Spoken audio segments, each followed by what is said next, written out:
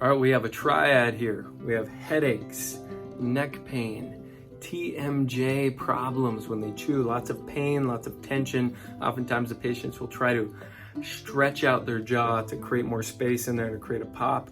Definitely don't recommend this.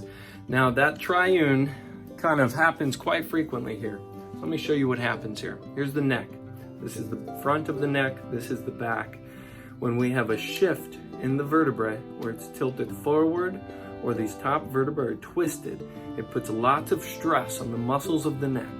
It puts lots of stress on the neurological system and the vascular system that can lead to headaches and migraines, the kind that people are waking up with on a daily basis. When we correct this area, it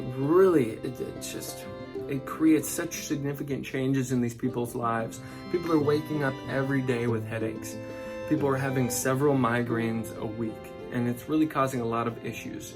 This is my specialty. This is the kind of thing that I work with and see on a daily basis. So I wanted to remind you some things you can do to take care of yourself is have great posture. Now, most people think great posture is squeezing the shoulders back, tucking the chin back, chest up, and they're kind of forcing it. Now, what I want you to do is just gently lift your chest.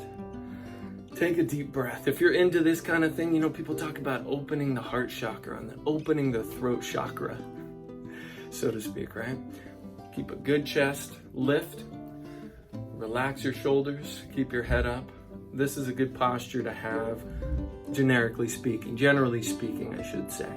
So keep your head up, stay strong. If you have somebody with headaches, migraines, neck pain, TMJ issues, working with the neck can create life-changing results for these people. So I encourage you to seek out a chiropractor that knows how to do those, or if you'd like, come in here for a consultation.